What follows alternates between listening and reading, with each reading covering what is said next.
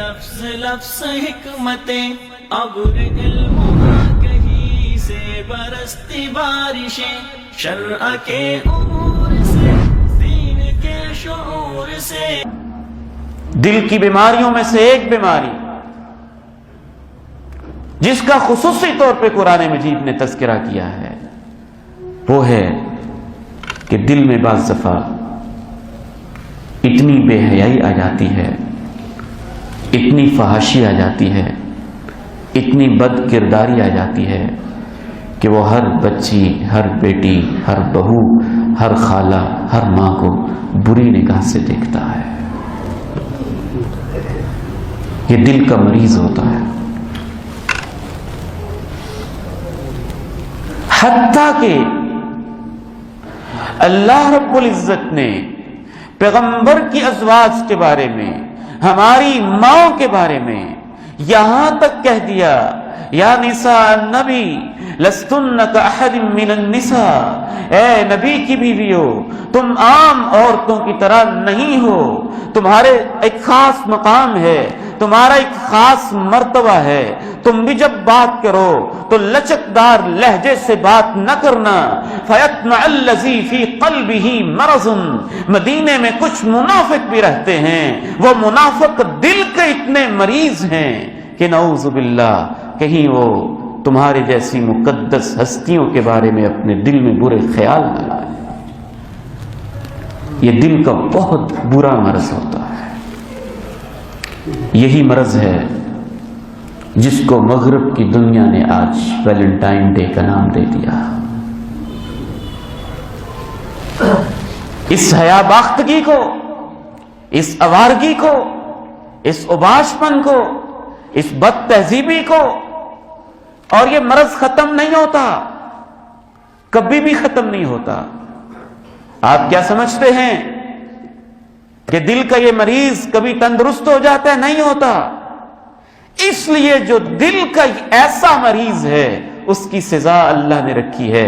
غیر شادی شدہ ہے اور وہ بے حیائی کرے، بد کرداری کرے تو اس کو 100 کوڑے لگاؤ.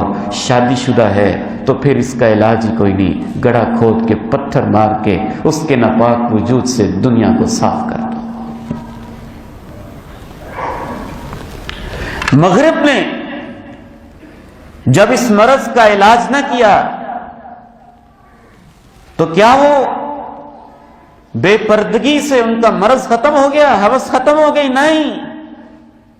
پردے اترے، آنچل اترے، لباس اترے، گریبان کھلے، پنڈلیاں برہنہ ہوئی، اور ہوتے ہوتے معاملہ یہاں تک پہنچ گیا کہ اب ان کے ہاں سمندر کے کچھ ساحل پہ پکنک پوائنٹس ایسے بھی ہیں جہاں مرد و عورت برہنہ اور ننگے پھرتے ہیں. یہ تو مرض ہے. پھر یہ بڑھتا جاتا ہے، بڑھتا جاتا ہے، بڑھتا چلا جاتا ہے. اصل امراض تو دل کے امراض ہیں. فَيَطْمَعَ الَّذِي فِي قَلْبِهِ مَرَضٌ، یہ دل کی ایک بیماری ہوتی ہے. علاج کیا ہے اس پر بھی انشاءاللہ مفصل گفتگو ہوگی، اللہ نے چاہا تو اس کی توفیق کے ساتھ. لیکن آج کے اس خطبہ میں 2 علاج چلتے چلتے میں آپ کے سامنے رکھنا چاہتا ہوں. سب سے پہلا علاج اللہ کا قرآن ہے. یہ دلوں کے لیے علاج، نسخہ کیمیا ہے، اکسیر ہے. اس جیسا علاج کہیں نہیں پایا جاتا. یا ایھا الناس قد جاءتکم موعظۃ من ربکم وشفاء لما فی الصدور. لوگو، یہ اللہ کا کلام تمہارے پاس نصیحت ہے اور اس میں شفا ہے ان مرضوں کی جو سینوں کو لگتی ہے. شفاء لما فی الصدور. دوسرا علاج دل کا ایک بہت بڑا علاج ہوتا ہے، اللہ کی راہ میں خرچ کرنا.